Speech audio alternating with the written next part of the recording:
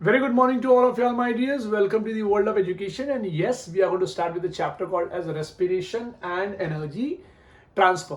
बच्चों आप देख रहे होगे बोर्ड के ऊपर मैंने बहुत कुछ लिख के रखा है। हाँ, जानबूझ के लिख के रखा है क्योंकि क्या है कि आपका लिखने में जो है वो मैं टाइम वेस्ट नहीं करना चाहता था। एक्सप्लेनेशन में टाइम देने की कोशिश कर रहा था मैं आपको। Now, in previous lecture, what you studied was something called as a Krebs cycle. And in Krebs cycle, what you studied was something called as NADH2 का formation, FADH2 का formation. अब आप बोलोगे नहीं सर, NADH2 नहीं था वहां पे, NADH plus H plus था, बट NADH2 को ही NADH plus H plus कहते हैं। अब आप बोलोगे सर ये कहाँ लिखा हुआ है? आपके पेज नंबर 154 पे एक टॉपिक है electron transport chain, right? Bracket में लिखा हुआ है इलेक्ट्रॉन ट्रांसफर सिस्टम, प्लीज याद रखना। तो इलेक्ट्रॉन ट्रांसपोर्ट चेन के पहले लाइन को ही अगर आप देखेंगे ना तो वहां पर लिखा हुआ है NADH2 which is also terminal NADH plus H plus, okay, and FADH2। तो मैं ये मान के चलता हूं कि NADH2 मेरे दिमाग में रहेगा, ठीक है। NADH plus H plus यहां पे लिखा है मैंने, बट आपके दिमाग में रखिए NADH2 भी कहते हैं हम इसको। Now what happens this electron transport chain. Now मेरे बच्चों में आपको बता दूं यहाँ पे बहुत इंपॉर्टेंट फैक्ट होने वाला है। मुझे थोड़ा सा ये वाला भी जगह चाहिए, तो मैं ये चैप्टर नंबर 13 ही हटा दूंगा और हटा के यहां पर भी कुछ लिखने की कोशिश करूंगा, okay. Now what I want to write is just have a check मेरे बच्चों। सबसे पहली बात तो आप ये जो देख रहे हैं ना, यहाँ पे ये ब्लैक कलर की लाइन देख रहे होंगे आप, ये ब्लैक कलर की line. Now this line is what you know that my dear, this line is something called as mitochondria का membrane है मेरे बच्चे, and basically it is inner mitochondrial membrane। Please याद रखना मैंने क्या बोला है, इनर माइटोकॉन्ड्रियल मेम्ब्रेन, और ये है inter membranal space, inter membranal space, right. तो आप बोलेंगे सर यहां क्या होगा? हाँ, यहां पर होगा आउटर माइटोकॉन्ड्रियल मेम्ब्रेन, जो आपके बुक में नहीं लिखा है, और यहां पर होगा something called as a matrix of mitochondria. Please आप याद रखो मैं क्या कह रहा हूं। मान लीजिए मैं ये लाइन हटा देता हूं, मैं थोड़ा सा डायग्राम बना के भी आपको एक्सप्लेन करता हूं। मान लीजिए ये आपका माइटोकॉन्ड्रिया है, मान लीजिए ऐसा, ठीक है। अब माइटोकॉन्ड्रिया बनाना है तो इनर का जो मेम्ब्रेन होगा, जो अंदर का मेम्ब्रेन होगा, वो अंदर का membrane will be like this, ये ऐसे ऐसे मेम्ब्रेन होगा माइटोकॉन्ड्रिया का। तो मैंने क्या दिखाने की कोशिश की सर, प्लीज ध्यान दीजिएगा। ये लाइन आप देख रहे हैं, ये लाइन, ये इनर माइटोकॉन्ड्रियल मेम्ब्रेन है। देखिए ये लाइन है ना, ये लाइन इतना मोटा किया है मैंने यहां तक। सर ये अंदर का एरिया क्या है? इस अंदर का एरिया इज मैट्रिक्स। तो देखिए मैट्रिक्स है यहाँ पे, आप प्लीज ध्यान दीजिए, बहुत ज्यादा इंपॉर्टेंट है ये। मैट्रिक्स इज द, ये वाला पूरा एरिया मैं दिखा देता हूं यहाँ पे ऑरेंज कलर से। ये मैट्रिक्स का एरिया है पूरा, ठीक है। दिस इज मैट्रिक्स, पूरा मैट्रिक्स का एरिया है ये, ठीक है, ये ऐसे। और ये इनर माइटोकॉन्ड्रियल मेम्ब्रेन है जो मैंने आपको दिखाने की कोशिश की। मैंने ये मेम्ब्रेन के अंदर there is the presence of क्या? प्रोटीन्स मेरे बच्चों। So in the membrane there is a structure called as protein. देखो यहाँ पे प्रोटीन्स प्रेजेंट हो गया, ऐसा ऐसा ऐसा। ये ब्लू कलर दिख रहा है, ये देखो इतने ब्लू कलर के मोटे मोटे चीज, ब्लू कलर रेड कलर ऐसा। और ये जो है ये जो स्पेस है ना बच्चा, यहाँ पे ये इंटर मेम्ब्रेनल स्पेस है, या ये इसको इंटर मेम्ब्रेनल स्पेस बोलते हैं, और ये आपका आउटर मेम्ब्रेन, ये वाला। सो प्लीज जरा ध्यान देने की कोशिश कीजिएगा कि मैं क्या बताने की कोशिश कर रहा हूं। मैंने अगर माइटोकॉन्ड्रिया आपके सामने बनाया है तो माइटोकॉन्ड्रिया के लेयर्स आपको याद रखने होंगे, प्लीज याद रखना। ये आउटर मेम्ब्रेन है, ये वाला लाइन, ये इनर मेम्ब्रेन स्पेस है, और यहां पे ये ऐसा ऐसा अंदर का इनर मेम्ब्रेन। ये इनर मेम्ब्रेन है ना, इनर मेम्ब्रेन बेटा, ये देखो ऐसा, ये इनर मेम्ब्रेन है। इस इनर मेम्ब्रेन के अंदर जो है वो प्रोटीन्स प्रेजेंट होता है बेटा, यहां पे ये ऐसा ऐसा ऐसा ऐसा जो मैंने बना रखा है। और ये है matrix, please try to understand, this is matrix. ये इनर मेम्ब्रेन मोटा वाला, मैट्रिक्स इस तरफ है, इनर मेम्ब्रेन ये मोटा वाला। उसके there are proteins embedded in the membrane, my dear, please try to understand. There are the protein embedded in the mitochondrial membrane, inner mitochondrial membrane पे embedded है proteins। अब proteins क्या है? they are basically enzymes, literally they are enzymes। मैं बताऊंगा वो भी आपके बारे में, आपको समझेगा कि ये आपके बॉडी के अंदर कैसे आकर होता है। फिर इंटरमेम्ब्रेनल स्पेस यहां पर आ गया मेरे बच्चों, and then what came is something called as this, यहां पर ये आउटर मेम्ब्रेन है यहाँ पे प्रेजेंट है, देखो ये वाला जो लाइन मैंने आपको दिखाया है। ओके, सो मैं अब ये हटा देता हूं यहां पर से, ताकि मैं कुछ और यहां पर अपना बता पाऊं, आपको दिखा पाऊं। ये आउटर मेम्ब्रेन में हटा देता हूं यहां से, क्योंकि आपकी बुक में आउटर मेम्ब्रेन दिखाया नहीं है, सो हम लोग ज्यादा परेशान नहीं होंगे उसके अंदर। ओके, नाउ ये इंटर मेम्ब्रेन स्पेस भी ऊपर चले जाएगा। हाँ, मेरा यहाँ पे रेड कलर का एक लाइन था जो इस तरीके से रहेगा। Okay, now so our point starts now, why we are studying this topic. Basically हमारा चलना, बोलना, खाना, पीना, सोना, उठना, रोना, गाना, हंसना, बोलना, everything requires something called as energy. I am talking in front of you. This is sound energy, and sound energy is converted. I mean, it is in form of it is converted form. So किस चीज का conversion है ये? Chemical energy का. कहां से आए chemical energy? ATP molecule बनेगा तो ये होगा, तो एटीपी मॉलिक्यूल बनना चाहिए उसके लिए. वापस कह रहा हूं, मेरी बॉडी में वोकल कॉर्ड के अंदर सेल्स प्रेजेंट होंगे, राइट? वोकल कॉर्ड्स के अंदर जहां पे मेरे पास केमिकल एनर्जी प्रेजेंट होना चाहिए, उस केमिकल एनर्जी का नाम क्या है? ATP molecule, right? अब एटीपी मॉलिक्यूल बनना चाहिए, क्योंकि एटीपी मॉलिक्यूल ही जब ब्रेक डाउन होगा ना, then there will be a release of energy, और उस एनर्जी को ही हम साउंड एनर्जी में बाहर निकालते हैं. मैं एक एग्जांपल ले रहा हूं आपके लिए. Now there is a structure called as ATP molecule. लेकिन भैया एटीपी मॉलिक्यूल टूटेगा तो बनेगा, मतलब तो साउंड एनर्जी रिलीज होगा ना सर. अभी तक तो आपको ये समझ में आया, लेकिन यार एटीपी मॉलिक्यूल टूटने के पहले बनना तो चाहिए. तो एटीपी मॉलिक्यूल बनेगा कैसे? ये बनने के प्रोसेस को एक्सप्लेन किया मैंने. आप बोलेंगे सर कहां बना है? ये देखो यहां पर एटीपी मॉलिक्यूल दिख रहा होगा आपको. Now this is ATP molecule. So how this ATP molecule is made? How this ATP molecule is made, ये भी मैं आपको सिखाऊंगा. नीट के बहुत सारे क्वेश्चंस यहां से आने के चांसेस है. नाउ ओके सर, तो आप ये कहना चाहते, आप मुझे पूछोगे ओके सर, तो आप ये कहना चाहते हो कि एटीपी मॉलिक्यूल का बनना बहुत जरूरी है, क्योंकि तब जब एटीपी मॉलिक्यूल बनेगा, फिर एटीपी मॉलिक्यूल आगे जाके टूटेगा, तो केमिकल एनर्जी जो है वो ब्रेक डाउन होगी, तो एनर्जी निकलेगी, उस एनर्जी से साउंड एनर्जी फॉर्म होगी, और फिर मैं आपसे बात कर रहा हूं, राइट? ओके, सो ये एटीपी मॉलिक्यूल बनेगा कैसे? ये एटीपी मॉलिक्यूल बनेगा by the help of certain compounds. Compound कौन है सर? तो कंपाउंड का नाम है सबस्ट्रेट. सर सबस्ट्रेट कौन है? ये वो लोग हैं जो लोग हाइड्रोजन प्रोड्यूस किए थे, आई मीन रिलीज किए थे हाइड्रोजन. सो कोई भी एक आप सबस्ट्रेट पकड़ लो, कोई भी आप एक सबस्ट्रेट पकड़ लो जिसने हाइड्रोजन रिलीज किया था. आपको कौन सा सबस्ट्रेट बताऊं मैं जिसने हाइड्रोजन रिलीज किया था? आइसोसिट्रेट नाम का कंपाउंड. सो आइसोसिट्रेट, मान लेते हैं कि एक सबस्ट्रेट है, मैट्रिक्स के अंदर क्रेब्स साइकिल चालू है. Okay, now this is what is matrix, and यहां पे चालू है क्रेब्स साइकिल. और क्रेब्स साइकिल में एक कंपाउंड है जिसका नाम है आइसोसिट्रेट. और आइसोसिट्रेट ने कमाल का काम किया, it released hydrogen. Isocitrate released hydrogen. चलो, आइसोसिट्रेट ने हाइड्रोजन रिलीज कर दिया, तो मैं आइसोसिट्रेट ना लिख के सबस्ट्रेट लिखूंगा, क्योंकि ऐसे बहुत सारे कंपाउंड है. तो सबस्ट्रेट ने हाइड्रोजन रिलीज कर दिया. मान लेते हैं NADH की जगह पे मैं NADH2 लिख देता हूं, ताकि आपको समझ में आए.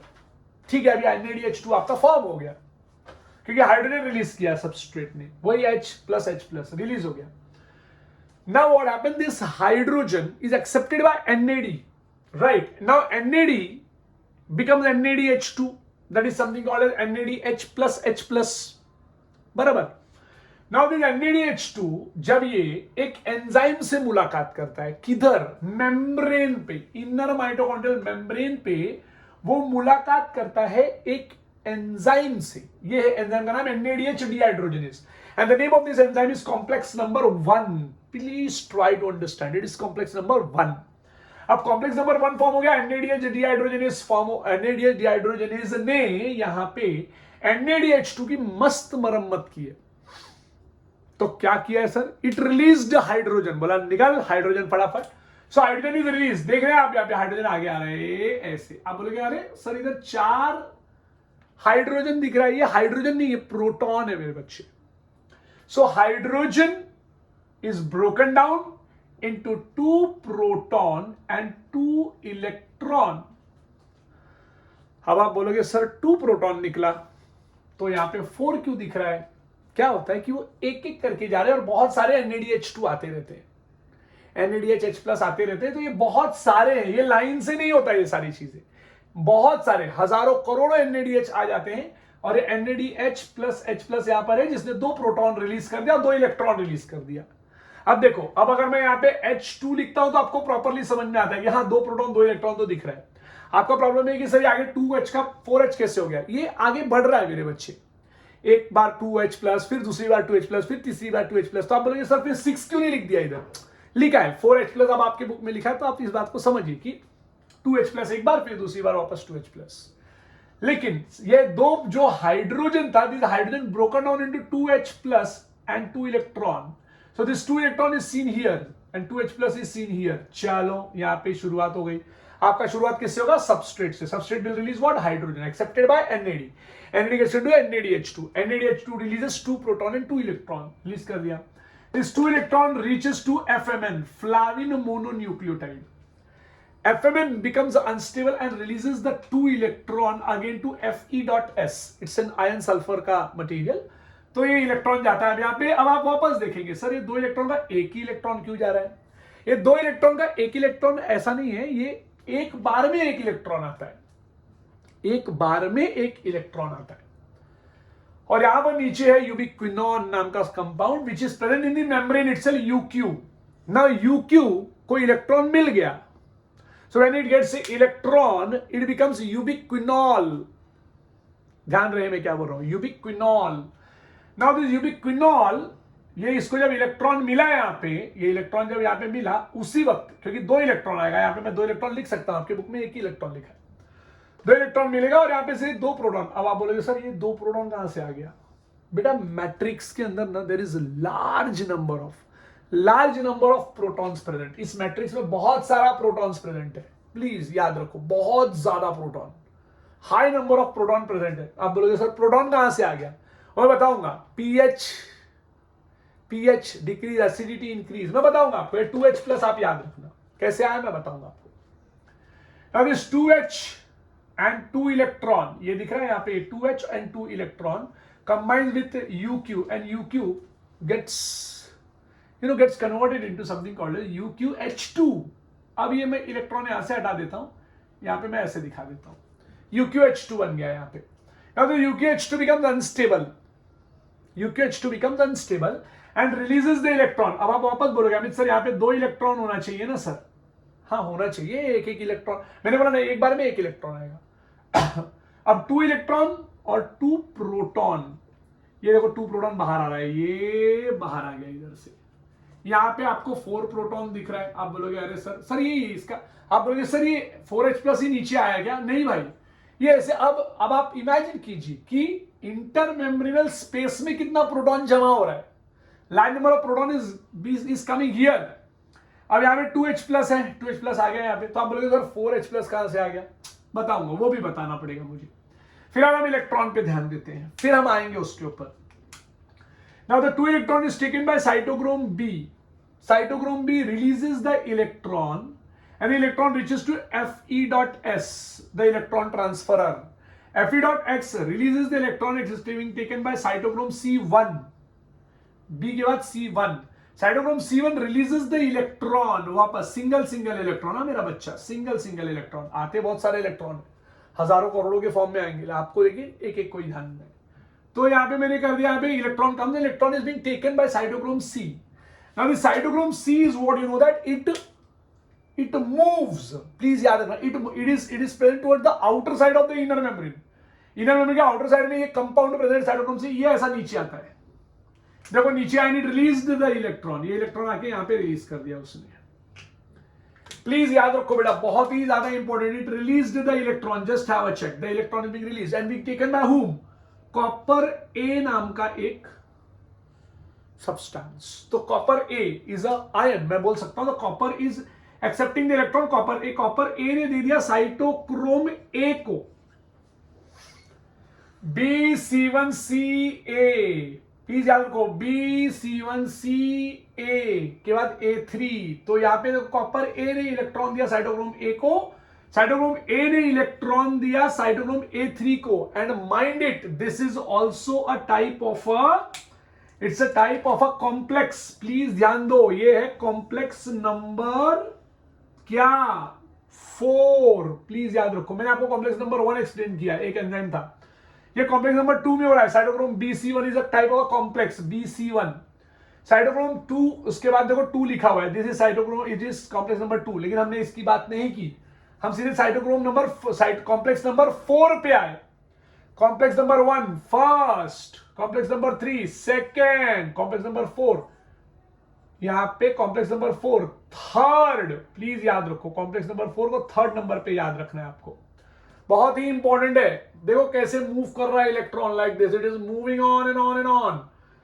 Now the electron reaches to cytochrome A3, cytochrome A3 gives the electron to copper B, आपके बुक में नहीं लिखा है ये, बार बार बोल रहा हूं, प्लीज ध्यान देना, ये कॉपर B है। क्यों सर ऐसे क्यों किया, ये कॉपर A दूसरा स्ट्रक्चर है, कॉपर B दूसरा, ठीक है, दो अलग अलग कॉपर यूज हुए, इसलिए copper A copper B। Now this electron, आप can you imagine that my dear, this electron night will, ऐसे मौके पे आप ऐसा करते हो, जब आप ऐसे करते हो इस मौके पे, देखो क्या होने जा रहा है इस मौके पे, जब आप ऐसे करते हो तो ये इलेक्ट्रॉन, मैं लिख देता हूं, प्लीज ध्यान देना, प्लीज प्लीज प्लीज, ये 2 इलेक्ट्रॉन है,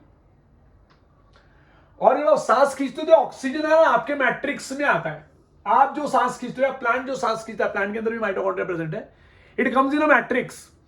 मतलब आप इमेजिन कर सकते हैं प्लांट के अंदर फोटोसिंथेसिस से ऑक्सीजन तैयार हो जाता है, and that oxygen it is being taken to mitochondria also, it is being given out because it's a waste. Plant releases oxygen because it's a waste, but plant के अंदर भी रेस्पिरेशन हो रहा है, जैसे आपके बॉडी में रेस्पिरेशन हो रहा है माइटोकॉन्ड्रिया के अंदर। So when you take air, the oxygen enters inside, it reaches to a blood, मैं ह्यूमन बॉडी की बात कर रहा हूं, लंग्स से ब्लड में, ब्लड से each and every cell, cell के अंदर जाके it reaches to mitochondria, and mitochondria में मैट्रिक्स में जाता है oxygen, see it is half oxygen, मतलब ये नेसेंट ऑक्सीजन है मेरे बच्चे। This nascent oxygen combined with 2 protons, क्योंकि प्रोटॉन प्रेजेंट है मैट्रिक्स के अंदर, प्रोटॉन इज प्रेजेंट, तो 2 प्रोटॉन्स। सो अब आप देख सकते हैं यहां 2 प्रोटॉन है, यहां पे 2 इलेक्ट्रॉन आ गया, तो 2 प्रोटॉन और 2 इलेक्ट्रॉन क्या बना देगा, 2 हाइड्रोजन बना देगा। ये देखो हाइड्रोजन बना दिया उसने, हाइड्रोजन बना दिया उसने, ये हटा देता हूं, ये देखो क्या बना दिया मेरे बच्चों, 2 प्रोटॉन 2 इलेक्ट्रॉन बना देगा हाइड्रोजन H2, और यहां पे O लिखा है, half O2, that is O। Can you imagine my dear कि आपके बॉडी में लिटरली, आपके बॉडी के माइटोकॉन्ड्रिया, आई मीन बॉडी के सेल के माइटोकॉन्ड्रिया के अंदर मैट्रिक्स में literally water is produced. Photosynthesis में water was being broken down, and respiration में water is produced, that is greatness of respiration मेरा बच्चा। सो यहां पे क्या हो गया, 2 इलेक्ट्रॉन और 2 प्रोटॉन मिल गए। द प्रोटॉन, आप पूछोगे सर प्रोटॉन किधर से आया, proton came from matrix. Sir electron किधर से आया, electron came from something called as complex number 4, cytochrome C oxidase नाम है उसका, cytochrome C oxidase is the name of a complex, ये कॉम्प्लेक्स। सर उसको इलेक्ट्रॉन किधर से मिला, कॉपर B से। सर कॉपर B को इलेक्ट्रॉन कहां से मिला, साइटोक्रोम A3 से। सर साइटोक्रोम A3 को इलेक्ट्रॉन कहां से मिला, साइटोक्रोम A से। साइटोक्रोम A को कहां से मिला, कॉपर A से। कॉपर A को कहां से, साइटोक्रोम C। सर किधर है cytochrome C, outer side of the inner mitochondrial membrane. Cytochrome C को कहां से मिला, साइटोक्रोम C1। सर ये कौन है, ये कॉम्प्लेक्स 3 है साइटोक्रोम BC1 का, और ऐसे आप पीछे जा सकते हैं, वहां पे NADH2। तो ये इलेक्ट्रॉन का मूवमेंट आप प्लीज याद रखना। And finally there is a water is form, this water is termed as metabolic water, please याद रखना, मेटाबॉलिक वाटर। अब आप देखोगे बीच में मैंने ना प्रोटॉन लिख के रखा है सर यहाँ पे, ये ऐसा, क्योंकि आपके बुक में लिखा है इसलिए मैंने भी लिख दिया, रेड कलर से लिख देता हूं प्रोटॉन, क्योंकि प्रोटॉन इतना ज्यादा है ना मेरे बच्चे की, प्रोटॉन यहां से, ये मेम्ब्रेन से भाग सकता है बाहर, ये देखो बाहर भाग रहा है, बाहर आ गया, मतलब इतना ज्यादा प्रोटॉन है, crores and crores of proton है, तो प्रोटॉन बाहर भाग गया।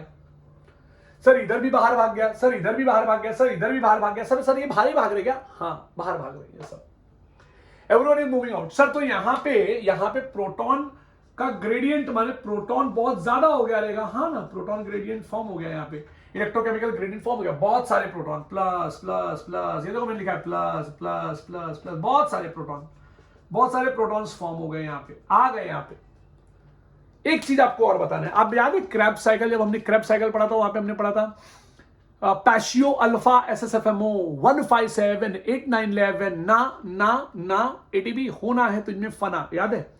तो जो फा था ना, आपको याद होगा फ्यूमारेट और सक्सीनेट वाला केस था। आपने देखा होगा मेरे बच्चों की succinate is getting converted into fumarate. अब आपके बुक में ऐसा दिखा है, हमने क्रेब साइकिल में कैसा लिखा था मैं आपको वही बता देता हूं। आपकी बुक में ऐसा दिखा है, गलत नहीं है, बुक में उन्होंने रिवर्स दिखाया है, यहां पे उनको ये दिखाया है, मैं बता रहा हूं, succinate is getting converted into fumarate. आपको याद होगा तो याद होगा, एरो दिखाया उन्होंने ऊपर रे बच्चा, तो टेंशन नहीं लेने का। Succinate getting converted into fumarate, आपको पता होगा यहां पे हाइड्रोजन रिलीज हुआ था। हाँ, अब आपके टेक्स्ट बुक में इसी को इन्होंने ऐसा इस तरीके से दिखाया है कि भाई यहां पर है succinate, right, getting converted into फ्यूमारेट।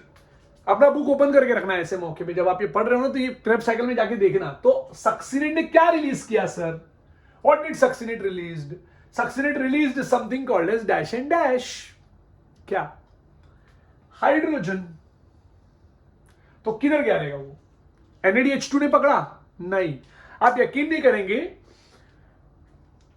Succinate से जो फ्यूमारेट बना है ना मेरे बच्चे, उसके लिए एंजाइम लगा था सक्सीनेट डिहाइड्रोजनेज, आप बुक में चेक कर लेना। And that succinate dehydrogenase is termed as complex number 2। And this succinate, दुनिया के क्रेब साइकिल के जितने भी एंजाइम है सब मैट्रिक्स में प्रेजेंट है, सब के सब। But succinate dehydrogen is the only enzyme which is present in the inner mitochondrial membrane. माने क्रेब साइकिल को एक जगह पे मैट्रिक्स में नहीं, मेम्ब्रेन पे काम करना पड़ता है, क्योंकि उसकी जो एंजाइम है वो मेम्ब्रेन के अंदर प्रेजेंट है। ये देखो यहां पर, ये रेड कलर वाला, और रेड कलर वाले का नाम है सक्सीनेट डिहाइड्रोजनेज मेरे बच्चे। और इसके अंदर उस एंजाइम में घुस जाता है एक कंपाउंड FAD, जिसको ये FAD मॉलिक्यूल को हाइड्रोजन मिलता है मेरे बच्चे, लिटरली हाइड्रोजन है मेरे बच्चों, प्लीज याद रखो। हाइड्रोजन मिलने के बाद क्या होगा? वापस वही कहानी हो जाएगी सर। सर क्या कहानी हो जाएगी? कहानी ये हो जाएगी कि there will be a phenomenon called as, जैसे यहां हुआ है ना बेटा, वैसे ही यहां पर भी होगा। Now this hydrogen will be broken down into what? 2 proton and 2 electron. वापस वही कहानी, सेम कहानी है बच्चा लोग, याद रखो। Now this 2 electron will be accepted, red colour से लिख देता हूं ताकि क्या आपको याद रहे। नाउ दिस 2 इलेक्ट्रॉन, जो मैंने यहां पे अभी भी लिखा था, this 2 electron is being seen here. This 2 electron will be taken by dash ubiquinone, और यहां पर वापस 2 प्रोटॉन का एंट्री होगा। ये वाला जो प्रोटॉन है, ये प्रोटॉन का अगर चांस मिलेगा तो ये डायरेक्टली बाहर निकल सकता है, ऐसा ध्यान दो, बुक में नहीं है, मैं बोल रहा हूं, ये प्रोटॉन डायरेक्टली बाहर निकल सकता है ऐसा, यहां पे ये प्रोटॉन, या ये प्रोटॉन डायरेक्टली यहां पर आ सकता है, दोनों तरीके। तो प्रोटॉन का प्लीज याद रखना। अब यूबिक्विनॉन को इलेक्ट्रॉन मिल गया और ये प्रोटॉन मिल गया। अब ये प्रोटॉन यहां से तो भाग गया बाहर सर, अब प्रोटॉन यहां से बाहर भाग गया, मैं बाहर भगा रहा हूं इसको, ठीक है। हाँ, proton is moving out, C it is moving out, गया बाहर, आ गया इधर। बुक में दिया है क्या? नहीं दिया है, लेकिन तुमको याद रखना होगा। तो सर इसको प्रोटॉन कहां से मिलेगा? इसको प्रोटॉन मिलेगा ये मेम्ब्रेन से, 2H+। बहुत ही जबरदस्त बात है, बहुत जबरदस्त। देखो कैसा होता है मालूम है क्या? तुम लोग नीट पढ़ रहे हो ना, तो तुमको ये क्वेश्चंस आएंगे कि सर किसको का, मेरा ये वीडियो याद रखना, किसको कहां से प्रोटॉन मिला, ये आपको क्वेश्चन आएगा, तो ये क्वेश्चन का आंसर आपको इस वीडियो में मिलेगा कि लिटरली यहां पे प्रोटॉन, ये वाला प्रोटॉन भाग गया, ये चाहता तो साथ में आता था, नहीं आया, ये बाहर भाग गया, ये 2H+ जो आया, और 2H+ जब ये आएगा यहां पे, सो 2H+ और ये 2 electron will combine, and then अभी आप ही समझ गए होंगे कि 2 प्रोटॉन और 2 इलेक्ट्रॉन मिलके UQH2 बन गया, but UQH2 becomes dash unstable. अरे देखो इलेक्ट्रॉन रिलीज कर दिया, ये इलेक्ट्रॉन गया यहां पे, अब बोले सर वापस एक इलेक्ट्रॉन, नहीं, एक एक करके आ रहा है, वापस वही रास्ता, cytochrome B FeS, cytochrome C, नीचे उतरो, यहां से ऐसा बाहर आओ, वाटर बनाओ। कमाल की बात है, कोई भी आ रहा है, ये देखो अभी आप इलेक्ट्रॉन देखो, मैं इलेक्ट्रॉन का मूवमेंट दिखा रहा हूं, ये देखो इलेक्ट्रॉन का मूवमेंट, ये देखो इलेक्ट्रॉन का मूवमेंट, C ऑक्सीजन, इस ये जो इलेक्ट्रॉन यहां पे गया, ये इलेक्ट्रॉन का मूवमेंट, ये देखो ऐसा गया, ऐसा ये इलेक्ट्रॉन आया यहां पे ऑक्सीजन। सर प्रोटॉन का क्या हुआ? प्रोटॉन जो यहां पे गया, ये प्रोटॉन बाहर भाग गया। सो यहां पे कॉम्प्लेक्स नंबर 2 सक्सिनेट डिहाइड्रोजनेज का रोल बहुत बड़ा है। And succinate dehydrogenase is a type of an enzyme which is present in the membrane, please याद रखो।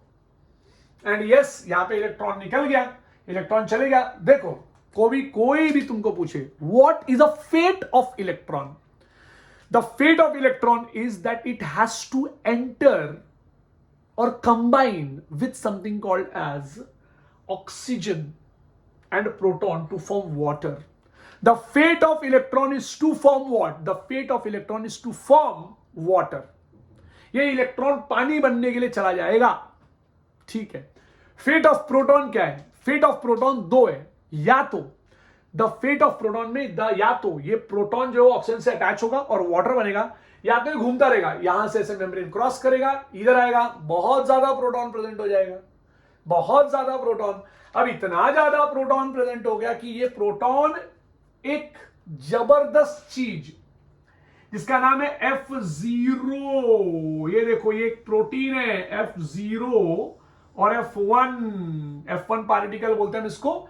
इसका नाम है कॉम्प्लेक्स नंबर 5। आपके बुक में ये नहीं दिया है मेरे भाई। It is termed as ATP synthase. लिख देता हूं एटीपी सिंथेज लिखा है मैंने यहां पे, मैं थोड़ा सा बड़ा करके लिखता हूं ताकि आपको समझे। एटीपी सिंथेज के दो पार्ट्स है, F0 and F1। Now large number of proton had been, बहुत ज्यादा प्रोटॉन प्रेजेंट हो गया, बहुत ज्यादा proton. So yes, there will be a proton gradient, electrochemical gradient तैयार हो गया। अब एक साइड का ज्यादा प्रोटॉन, एक साइड कम प्रोटॉन। ये सारे प्रोटॉन इस तरफ आके सब के सब यहां से भागते, तो भागते वक्त यहां पे चैनल प्रोटीन प्रेजेंट है। ये प्रोटॉन भागा देखो यहां से, ये भागा जोर से, ढम भागा, और आगे चैनल नहीं है, तो F1 के मेम्ब्रेन से टेंजेंशियली यहां से बाहर आता है, ऐसे F1 के मॉलिक्यूल की टेंजेंशियली ऐसा बाहर आता है और ये प्रोटॉन आता है। ये प्रोटॉन इतनी तेजी से ऐसा मूव करता है ना कि the proton has a presence of kinetic energy मेरा बच्चा, व्हेन इट मूव्स द सड़क रे वेरी फास्ट। तो जब ये जाता है ना यहां पे मेरे बच्चे, उसी मौके पे ये प्रोटॉन इतनी एनर्जी रखता है कि एडीपी एंड आईपी मॉलिक्यूल, आप ध्यान से देखिए आपको पता चलेगा। देखो मैंने लिखा हुआ है वहां पे ADP and IP molecule, please ध्यान देना। ADP and IP molecule combine to form dash ATP molecule मेरा बच्चा। ATP molecule form हो गया, क्यों? By the kinetic energy of proton, so it's a proton gradient, electrochemical gradient तैयार हो गया था यहां पे, और काइनेटिक एनर्जी ऑफ प्रोटॉन की वजह से there was a formation of ATP molecule। Peter Mitchell, आपको याद आ रहा है? मैंने बोला था उस दिन आपको कि केमियोस्मोटिक hypothesis occurs in two places. एक in chloroplast, that is a membrane of something called as thylakoid, और दूसरा in mitochondria, that is the inner mitochondrial membrane है मेरा बच्चा। आप ये प्रॉपरली देख लीजिए यहां पे, ऐसे इस तरीके से हर पॉइंट आपको समझ में आएगा। सबस्ट्रेट ने हाइड्रोजन रिलीज किया, taken by NAD becomes NADH2 releases 2 proton, 2 electron, the proton moves out बोलू तो why in the mitochondrial membrane it reaches to intermembranal space and large number of protons are formed. The electron then reaches to FMN, then into Fe.S, then it reaches to UQ, right? UQ, अब बताओ ये oxidise हो जाएगा कि reduce हो जाएगा? Electron आ रहा है, प्लस प्रोटॉन भी आ जाता है और UQH2 हो जाता है। UQH2 becomes unstable, releases 2 electron, 2H plus. 2 electron reaches to cytochrome B, then Fe.S, then cytochrome C1, cytochrome C, फिर cytochrome C नीचे लेके आता है, कॉपर ए साइटोक्रोम ए के पास जाएगा, cytochrome A will transfer the electron to cytochrome A3, cytochrome A3 will transfer the electron to copper B will transfer the electron to oxygen, वो भी नेसेंट ऑक्सीजन, और वहां पे पहले ही प्रोटॉन मिल चुका है उसको, 2 प्रोटॉन 2 इलेक्ट्रॉन, H2O फॉर्म्ड। सारे प्रोटॉन इधर जो जमा हुए, प्रोटॉन ग्रेडियंट माने इलेक्ट्रोकेमिकल ग्रेडियंट तैयार हुआ, and then they will start moving and they will create something called as kinetic energy, and because of that there is a formation of ATP molecule takes place, ठीक है। now the complex which are required is complex number 1, complex number 3, 1 के बाद 3, 3 के बाद 2, 2 के बाद 4 के बाद 5, याद रखो ये पांचों का नाम याद रखना, एग्जाम में किसी भी एक का नाम आ सकता है। now let us talk about significance of ETS. ETS से आपको क्या मिला? इलेक्ट्रॉन ट्रांसपोर्ट सिस्टम और टर्मिनल ऑक्सीडेशन, क्योंकि यहां पे टर्मिनल ऑक्सीडेशन हुआ है ना मेरे बच्चों। क्या हुआ है मेरे बच्चे? यहां पे टर्मिनल ऑक्सीडेशन हुआ है ना, राइट। सो टर्मिनल ऑक्सीडेशन अकर हुआ मेरे बच्चों, राइट, हाँ या ना। सो टर्मिनल ऑक्सीडेशन अकर हुआ तो मैं बोलूंगा इलेक्ट्रॉन ट्रांसपोर्ट सिस्टम और terminal oxidation generates major amount of ATP molecule. अब आप मुझे बोलोगे कितना, राइट। तो मैं आपको ना पूरा बता के दिखाता हूं कि क्या हुआ है यहां पे।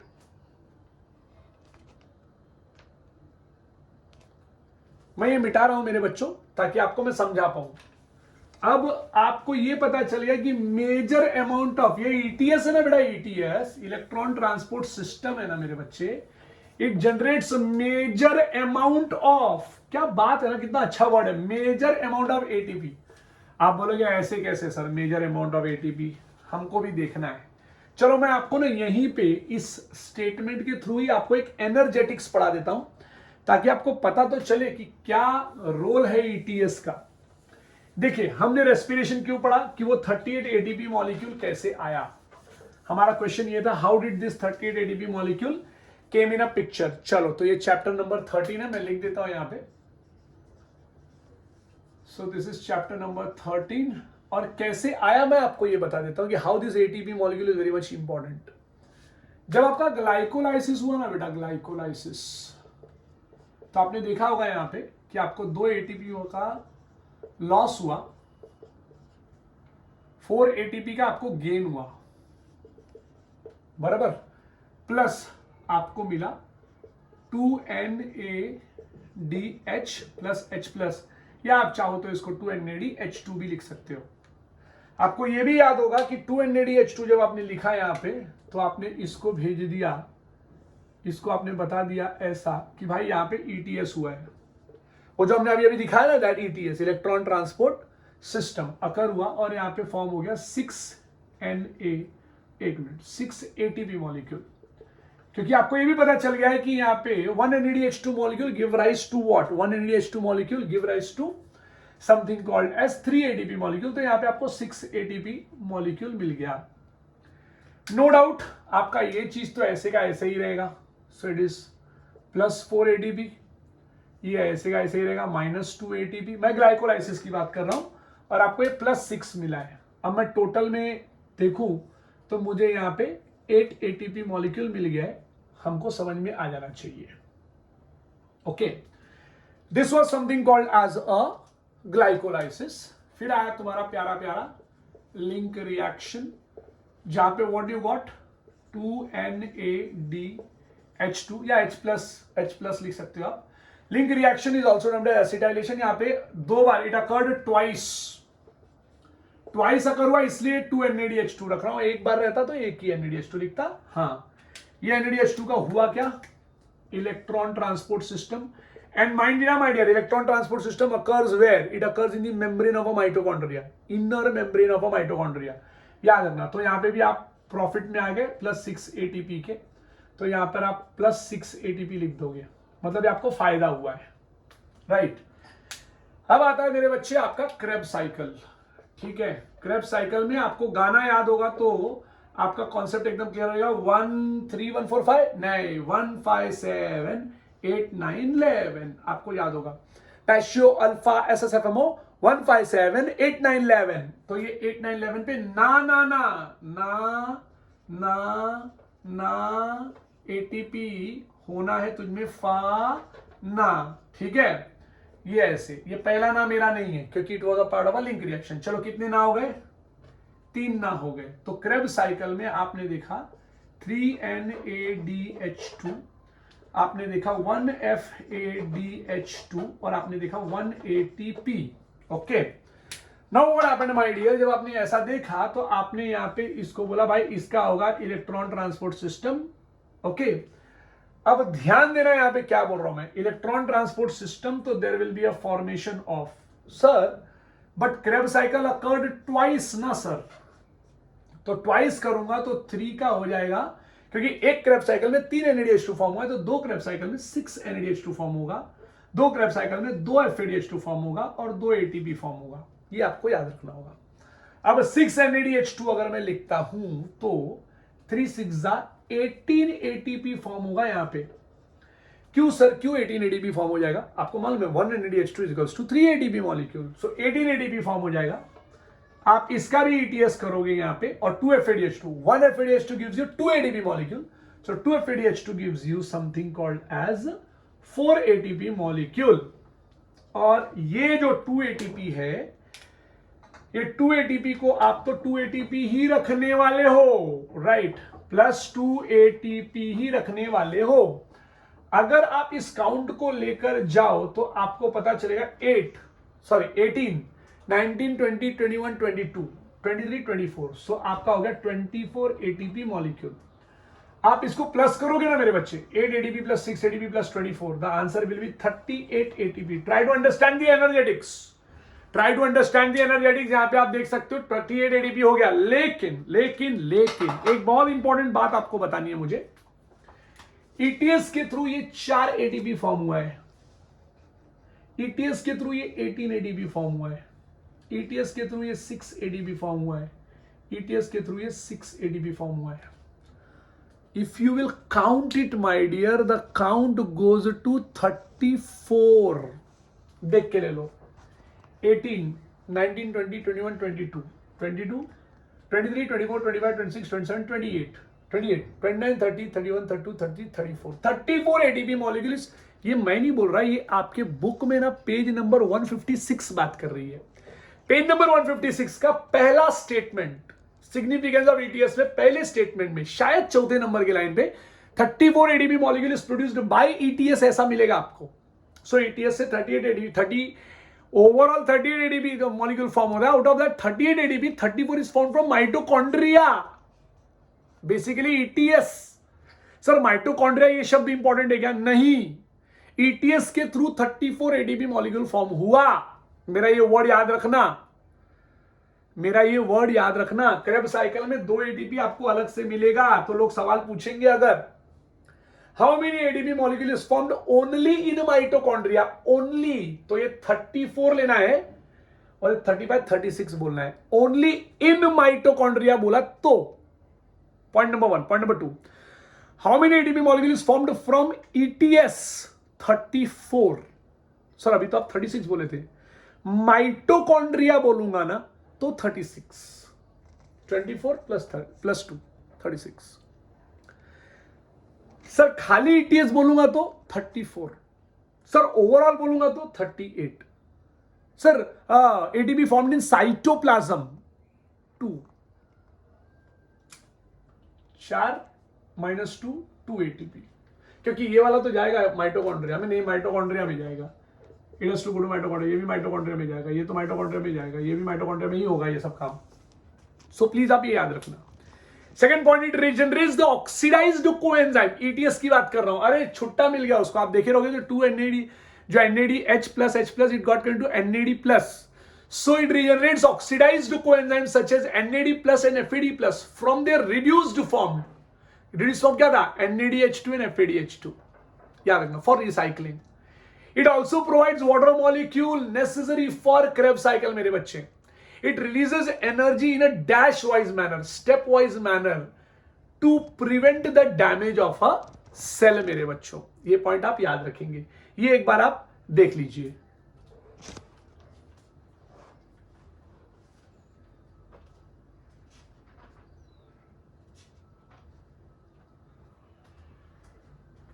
ओके मेरे बच्चों, तो आपको ये समझ में आ गया। Now we are going to start with one of the very important fact, जिसका नाम होगा एनारोबिक रेस्पिरेशन। बेटा अब देखिए, आपका बुक ना एनारोबिक रेस्पिरेशन और फर्मेंटेशन को एक ही बात बोलता है। लोअर स्टैंडर्ड में सचमुच anaerobic respiration is termed as a fermentation, मैं खुद भी बोलता हूं लोअर स्टैंडर्ड में। लेकिन आपको एनसीईआरटी में ही मिलेगा कि एनारोबिक रेस्पिरेशन इज फर्मेंटेशन। आपको ऐसा नहीं कि वहां नहीं मिलेगा, वहां भी मिलेगा आपको। लेकिन आपको क्या सीखना है मैं आपको बता दूं बच्चों, बहुत इंपॉर्टेंट फैक्ट है। Sorry, see the important point is what you know that my dear, what is anaerobic respiration? Anaerobic respiration is the type of a respiration which occurs in the absence of free atmospheric molecular oxygen मेरे बच्चे। So anaerobic respiration is a type of a respiration which occurs in the absence of free atmospheric molecular oxygen. And what is fermentation? Fermentation is what you know that it's a breakdown of a substrate, जिसके अंदर सबसे पहला process क्या होता है मालूम है क्या? It occurs by the help of some microorganisms or the enzyme produced by microorganisms. Fermentation अकेले नहीं होगा. Fermentation का पहला प्रोसेस is hydrolysis. आपकी बुक में नहीं मिलेगा, लेकिन आप याद रखना, फर्मेंटेशन किसी ने भी बोला आपको तो fermentation is what? It is a breakdown of a substrate.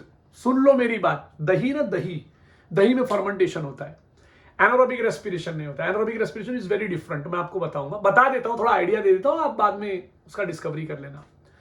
Fermentation is a breakdown of a substance या substrate. Breakdown of a substrate, fermentation is a breakdown of a substrate by the help of microorganisms or the enzymes produced by microorganisms. And the first process will be hydrolysis. Second process will be glycolysis. Third process will be decarboxylation. ये fermentation का बता रहा हूं, please याद रखना. और last में आएगा something called as reduction. Sir anaerobic respiration में पहला process will be glycolysis, second process will be decarboxylation, ठीक है. थर्ड प्रोसेस में क्या होगा? रिडक्शन. सर पक्का. अब आपको एक और चीज बताता हूं. Anaerobic respiration is of two types. दो टाइप का होता है. कौन सा सर? पहला होता है अल्कोहलिक एनारोबिक रेस्पिरेशन. ये लो, थोड़ा सा इसको यहां लिख देता हूं, ये बहुत इंपॉर्टेंट है, आपको कोई नहीं बताएगा यहां पे, तो प्लीज आप याद रखना. Alcoholic anaerobic respiration. इसका पहला प्रोसेस का नाम क्या है? इसके पहले प्रोसेस का नाम होगा ग्लाइकोलाइसिस. बता देता हूं, ये लाइफ टाइम याद रखना बच्चों. पहला process glycolysis, okay. Second process decarboxylation, okay. Third process reduction, ठीक है. दूसरे में क्या होगा? Lactic acid anaerobic respiration. यहां पे पहला प्रोसेस क्या होगा? सर देखो, alcoholic anaerobic respiration, lactic acid anaerobic respiration, पहला प्रोसेस. ग्लाइकोलाइसिस, दूसरा प्रोसेस रिडक्शन. सर आप बोलोगे सर यहां पे डीकार्बोक्सिलेशन नहीं होगा क्या? नहीं होगा. तो यहां पे दो प्रोसेस है. नीट वाले पॉइंट ऑफ व्यू से प्लीज याद रखना, दिस इज एनारोबिक रेस्पिरेशन का दो टाइप है. प्लीज याद रखना, बहुत ही इंपॉर्टेंट है, बहुत ज्यादा इंपॉर्टेंट. सर फर्मेंटेशन का भी ऐसे ही होगा? हाँ है, फर्मेंटेशन का भी ऐसे ही है. फर्मेंटेशन, अब कोई बोलेगा तो आप क्या बोलोगे उसको? फर्मेंटेशन एनारोबिक रेस्पिरेशन है क्या? हाँ भाई, एनसीईआरटी बोलती है और स्टेट भी बोलता है. लेकिन अगर सचमुच किसी ने आपको सवाल पूछ दिया तो आप आंसर दे सकते हो. यहां पे आएगा अल्कोहलिक फर्मेंटेशन एंड यहां पे आएगा लैक्टिक एसिड फर्मेंटेशन, ठीक है.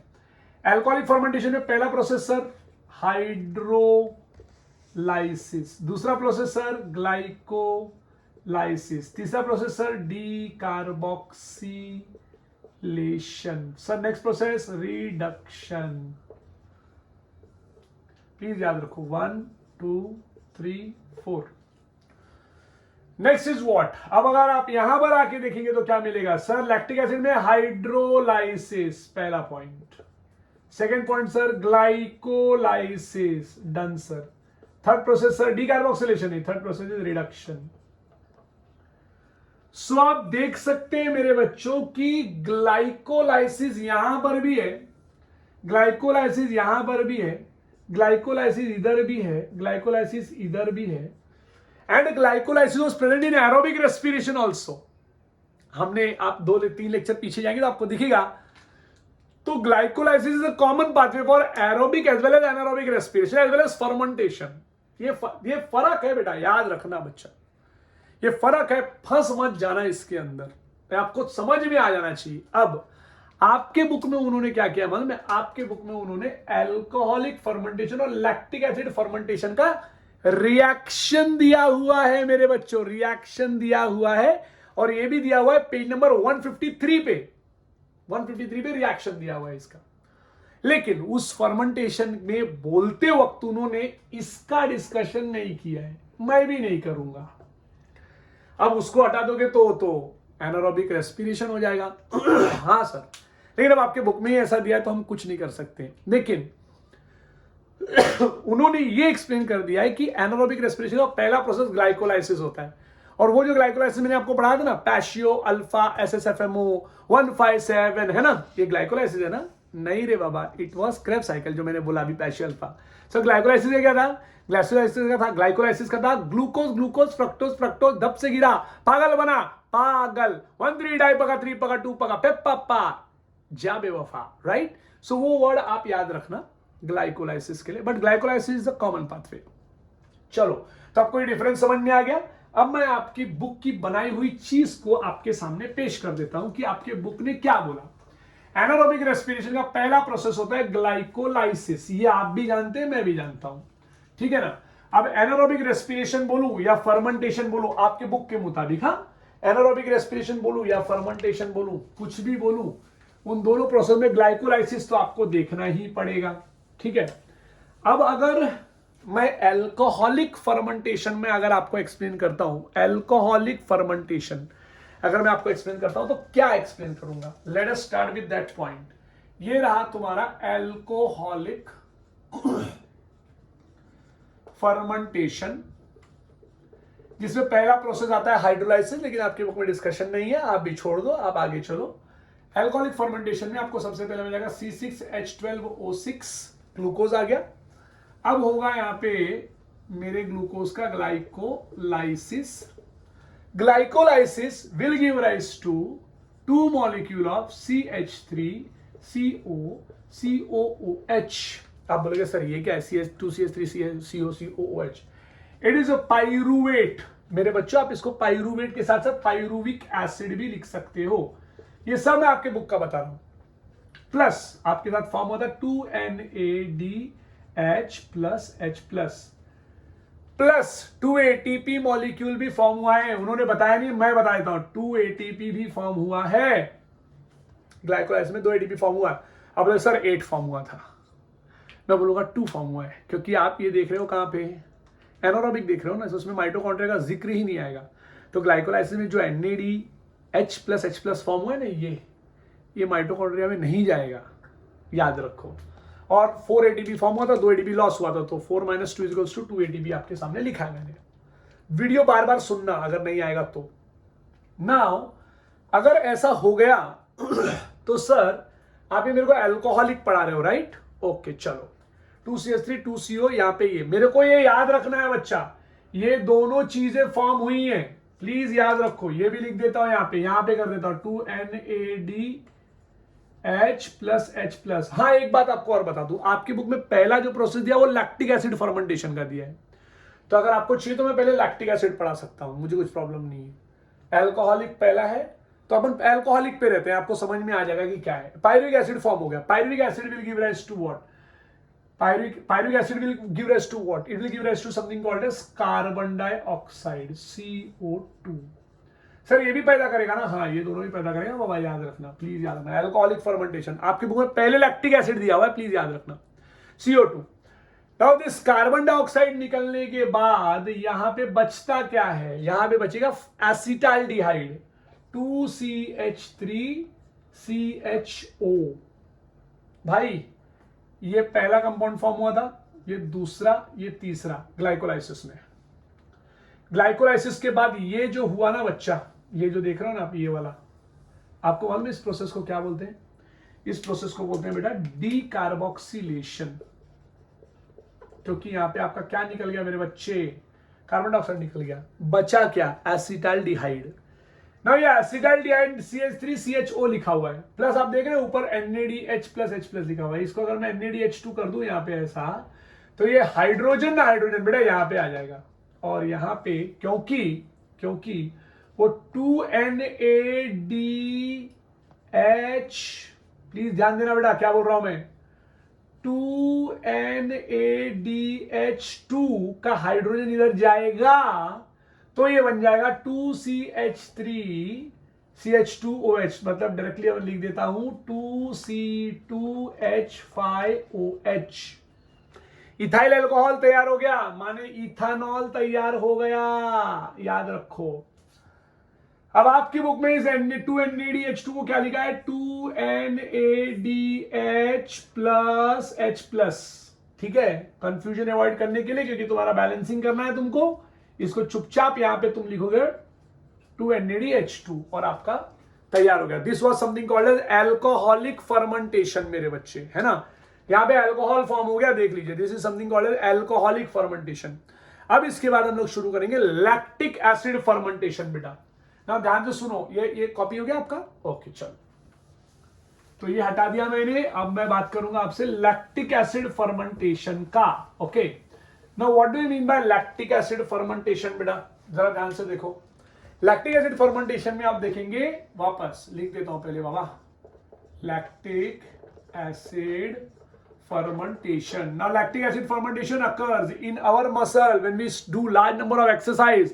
बहुत ज्यादा एक्सरसाइज करते हैं तो, या फिर तुम कभी रिसोर्ट उसोर्ट जाते हो ना, खुश हो जाते हो, पानी फेंकते हो ऐसा, बाद में आते हो तो ये सब हाथ और ये पाँव सब तुम्हारा बहुत दुखता है। वाई?